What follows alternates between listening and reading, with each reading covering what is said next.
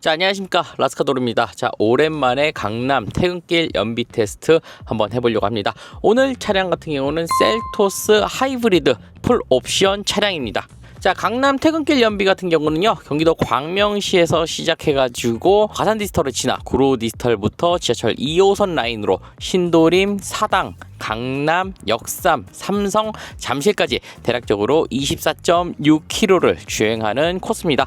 24km라고 해도 이게 퇴근 시간에 이제 강남역을 지나기 때문에 생각보다 많은 정체 구간을 만나게 됩니다. 그래서 짧게는 1시간 반, 길게는 2시간 반까지 걸리는 최악의 연비 테스트라고 보시면 될 것 같습니다. 자, 오늘 테스트할 차량은 셀토스 하이브리드 X라인 모델로 19인치 휠에 235mm의 광폭 타이어가 적용된 차량입니다. 앞서 이전에 코나 1.6 1세대 하이브리드, 그리고 2세대 하이브리드, 그리고 XM3 1.3 가솔린 터보, 여기에 뭐 베뉴, 코나 1.6 가솔린 터보, 코나 N9 2.0 가솔린 등 다양하게 소형 SUV 차량을 테스트해봤기 때문에 그 차량들과 연비도 한번 비교를 해보고 셀토스 1.6 하이브리드 모델을 살지 아니면 코나와 동일한 1.6 가솔린 터보 엔진을 살지 아니면 뭐 베뉴나 XM3 다양한 차량들로 구입을 할지 고민을 한번 해볼 수 있는 출퇴근 연비 테스트라고 보시면 될 것 같습니다. 자, 보통 정확하게 오후 5시에 딱 출발하게 되어 있는데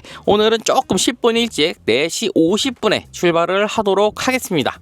자, 강남 퇴근길 연비 테스트 같은 경우 왜 5시에 출발하냐고 가끔 물어보시는 분들이 좀 있으신데, 보시다시피 이 가산 디지털 단지가 5시가 넘어가면 굉장히 많은 정체를 보여주고 있습니다. 그래서 일반적으로 이 다리를 통과하는데 1시간 넘게 소요가 되기 때문에 여기서는 5시에 빠르게 통과를 하고요, 강남에 6시쯤 도착해서 본격적인 퇴근 시간에 차량 연비 테스트를 하고 있습니다. 그래서 오늘 셀토스 하이브리드 같은 경우는 과연 어느 정도 연비대가 나오는지, 그리고 기존 코나 1세대 하이브리드, 2세대 하이브리드, 그리고 코나 2.0 자연흡기나 1.6 가솔린 터보 이런 모델들과 과연 얼마나 연비가 차이가 나는지, 그리고 셀토스 가솔린을 살지 셀토스 하이브리드를 살지 아니면 셀토스 하이브리드와 코나 하이브리드 두 차종이 어떻게 다른지에 대해서도 한번 이야기를 해보도록 하겠습니다.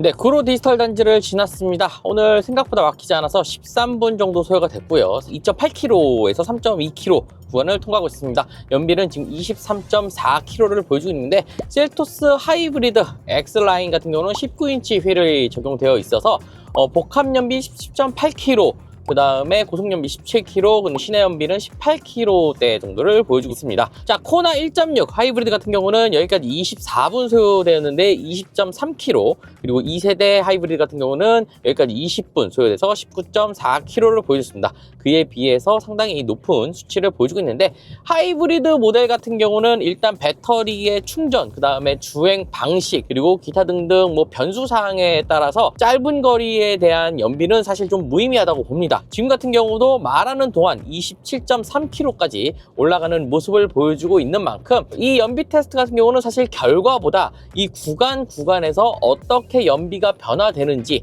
그런 부분도 좀 살펴보시면 재밌는 요소가 되지 않을까 싶습니다.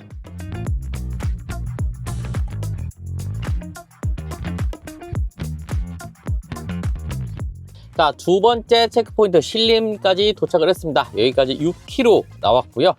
시간은 22분 소요가 됐고 연비는 23.7km를 보여주고 있습니다. 자, 많은 분들께서 셀토스 가솔린, 셀토스 하이브리드 어떤 모델을 살까 고민을 좀 많이 하실 텐데요. 1.6 가솔린 그리고 1.6 하이브리드 인기 트림인 트렌디 트림으로 좀 비교를 해보면 1.6 가솔린 터보 모델 같은 경우는 2,515만원, 그리고 1.6 하이브리드 모델 같은 경우는 3,044만원을 보여주고 있습니다. 그래서 가솔린과 하이브리드 차량 가격만 놓고 본다면 529만원으로 꽤 많은 차이를 보여주고 있습니다. 하지만 인기 옵션들을 넣어보면 1.6 가솔린 터보는 332만원, 그리고 1.6 하이브리드 모델 같은 경우는 285만원으로 옵션만 놓고 본다면 하이브리드가 47만원 정도 조금 저렴한 결과를 보여주고 있습니다. 그래서 꼭 넣어야 되는 옵션들을 다 넣었을 경우에 1.6 가솔린 터보 모델은 2,847만원, 그리고 1.6 하이브리드 같은 경우는 3,329만 원으로 차량 가격은 대략적으로 482만 원 정도 차이를 보여주고 있습니다. 그런데 480만 원, 거의 500만 원에 가까운 비용을 주고 하이브리드를 사야 되냐? 라고 물어보실 수 있는데요. 그런데 재미있는 결과를 하나를 받았습니다.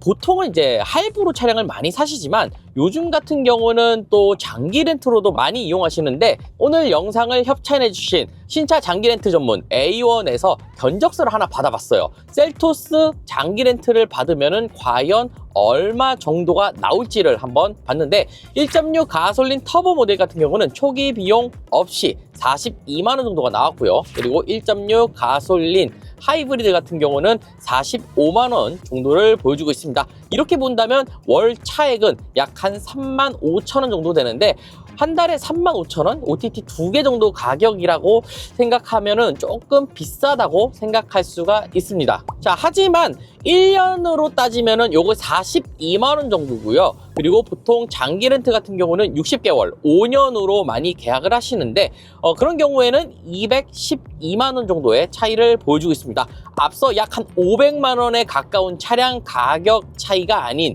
장기 렌트로 이용하면 오히려 212만 원이라는 조금 더 갭 차이를 줄일 수 있다라고 보시면 될 것 같습니다. 이렇게 갭 차이가 줄어드는 이유는 바로 잔존 가치 때문인데, 보통적으로 에이전시 회사들이 그 차량을 중고로 판매를 하는데 60개월 이후에 이 차량의 대략적인 예상 가치를 판단하는 게 바로 잔존 가치입니다. 그렇기 때문에 1.6 가솔린 터보 모델보다는 1.6 하이브리드 모델이 잔존 가치가 조금 더 높기 때문에 할부로 구매하기보다는 장기 렌트로 구매하면 조금 더 이익이다, 이렇게 말씀을 드릴 수 있을 것 같습니다.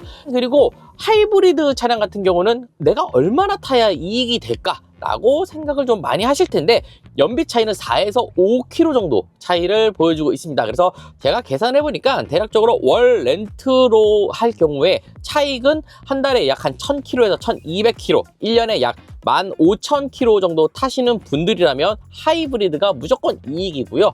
그 미만을 타신다면 조금 고려해 보실 만한 사항이라고 볼 수 있습니다. 그리고 하이브리드 차량 같은 경우는 단순히 연비만 놓고 판단하기 좀 애매합니다. 특히나 2세대 셀토스 모델 같은 경우는 하이브리드와 가솔린 이 두 차량을 꼭 비교 시승해 보시면 좋으실 것 같은데, 주행감 그리고 정숙성, 그리고 하이브리드 차량 같은 경우는 저공해 인증까지 받았기 때문에 공영주차장 50% 할인까지 될 수 있습니다. 그래서 만약에 내가 우리 집 주변에 공영주차장에 월주차를 한다 라고 하시면은, 예를 들어 한 달에 뭐 한 10만 원 낸다고 가정했을 때 50% 할인, 한 달에 5만 원만 내면 되기 때문에 이런 경우는 무조건 하이브리드를 사시는 게 이익이라고 볼 수 있습니다. 자, 일단 서울대 입구역 쪽으로 향하고 있고요. 여기부터는 정체가 조금 심해지고 있기 때문에 과연 연비가 어느 정도 떨어질지 예상이 조금 안 되고 있습니다. 그래서 서울대 입구를 지나 사당 그리고 방배까지 가서 중간 연비 체크 한 번 더 해보고요. 그리고 셀토스와 코나 하이브리드 이 두 차량이 어떻게 다른지 그런 부분도 좀 이야기를 해보도록 하겠습니다.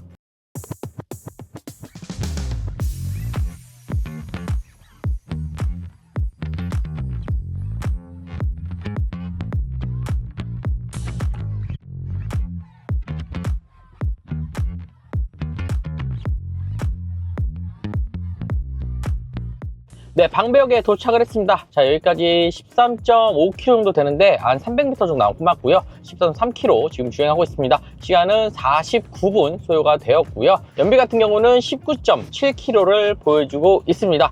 자, 여기까지 코나 1세대 하이브리드 모델 같은 경우는요, 1시간 1분 소요돼서 15.4km를 보여주고 있고요. 그리고 르노 XM3 같은 경우는 여기까지 35분 걸려서 14.7km를 보여줬습니다. 그리고 제 강남 퇴근길 연비가 대략적으로 한 60번 정도를 진행했는데, 대망의 1등이 아반떼 하이브리드였거든요. 똑같은 파워트레인이라고 하지만 아반떼 하이브리드가 여기까지 1시간 8분 소요돼서 18.6km를 보여줬었습니다. 그리고 베뉴 같은 경우는 1.6 가솔린 자연흡기 모델이 42분, 좀 비슷하게 왔지만은 14.1km를 보여줬었습니다. 자, 전체적으로 표로 이렇게 보여드리면은 대략 셀토스 하이브리드 모델이 얼마나 연비가 괜찮은지 아실 수가 있을 것 같습니다.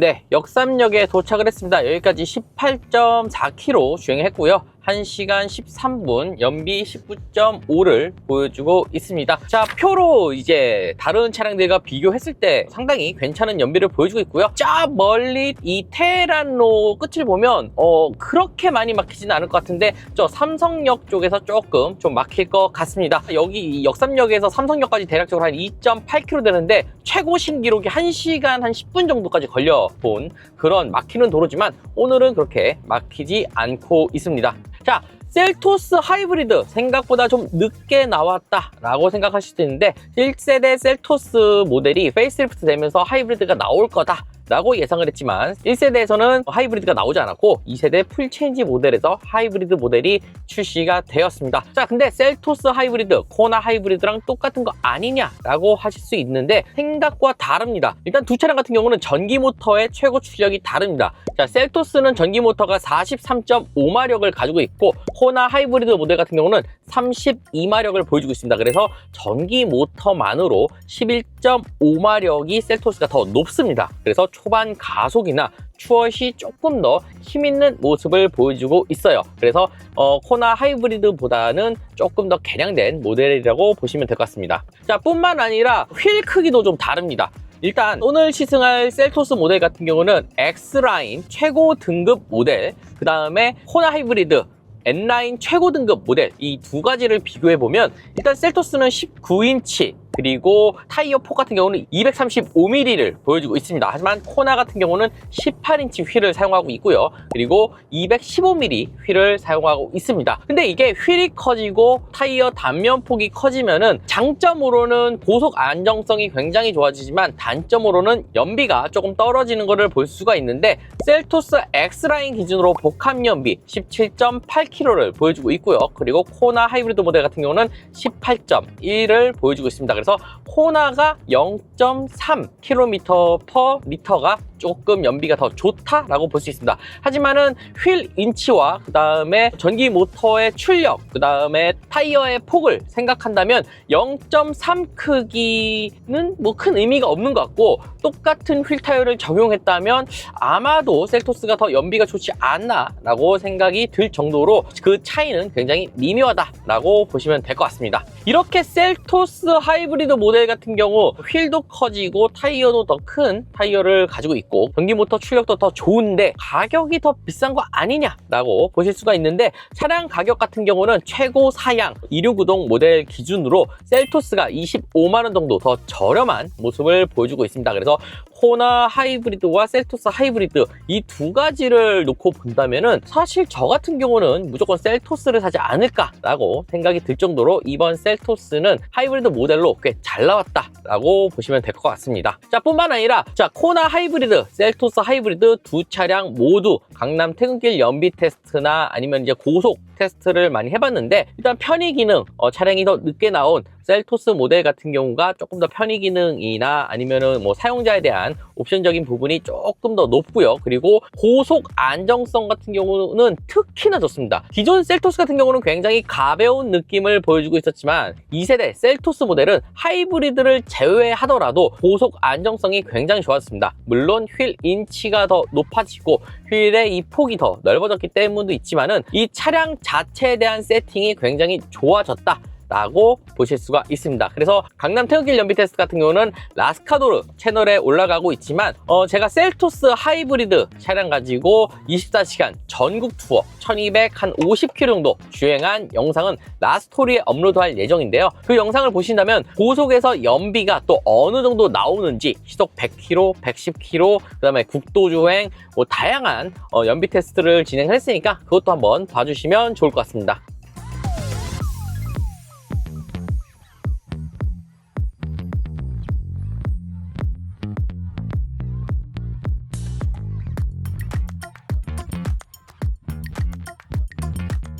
네, 삼성역에 도착을 했습니다. 생각보다 그렇게 많이 막히진 않아서 EV 모드로 착실하게 왔더니 지금 연비 20.8km를 보여주고 있습니다. 자, 여기서부터 이제 잠실역까지는 대략적으로 한 4km 정도 남았는데 그렇게 많이 막힐 것도 없고 배터리는 중간에서 조금 내려가 있는 상황이지만 그래도 EV 모드는 계속 사용할 수 있을 것 같아서 오늘 만약에 20km로 끝난다고 하면 강남 태극일 연비 테스트 역대 최고치 경신을 하지 않을까라고 생각이 되는데 마지막까지 긴장을 놓을 수 없어서 끝까지 봐주시면 감사드리겠습니다.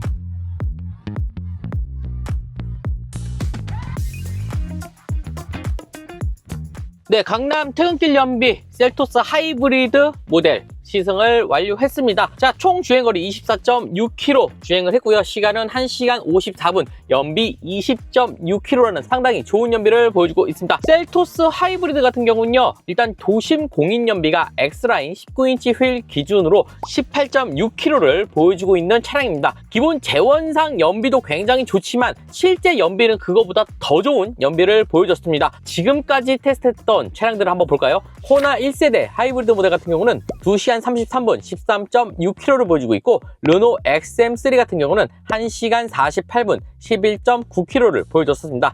그리고 강남 태극길 연비 1등인 아반떼 하이브리드 같은 경우는요 2시간 9분 소요돼서 24.7km를 보여줬고요. 1.6 가솔린 자유느끼 베뉴 같은 경우는 1시간 35분 12.7km를 보여줬습니다. 그리고 코나 1.6 가솔린 터보는 2시간 12분 걸려서 7km 정도 연비를 보여줬는데 아마 셀토스 가솔린 모델도 한 7에서 8km 정도 나오지 않을까 생각됩니다. 셀토스 가솔린 모델도 따로 영상을 만들 예정이니까 구독과 좋아요 눌러주시면 감사드리겠습니다. 그리고 코나 N9 2.0 가솔린 자연흡기 모델 같은 경우는요 2시간 2분 걸려서 8.1km를 보여줬었습니다. 그리고 마지막으로 2세대 코나 하이브리드 모델은 1시간 55분 거의 비슷하게 왔지만 18.5km를 보여주고 있습니다. 사실 외부 기온이라든가 아니면 교통 흐름 그리고 운전자의 컨디션이나 운전자의 실력에 따라서 유동적으로 변하기 때문에 대략적으로 소형 SUV들이 이 정도 나온다 정도만 알아주시면 될 것 같습니다. 오늘 영상 같은 경우는요 기아자동차에서 셀토스 하이브리드 시승차를 받았고요. 그리고 촬영과 편집 지원은 A1 오토에서 도와주셨습니다. 제가 초반에 셀토스 하이브리드, 셀토스 가솔린, 장기 렌트 견적 이렇게 비교해드렸는데요. 보다 더 자세한 견적이나 다른 소형 SUV와 견적을 원하신다면 본문 하단의 링크를 참조해주시면 감사드리겠습니다. 저는 오늘 여기까지 하도록 하겠습니다. 감사합니다.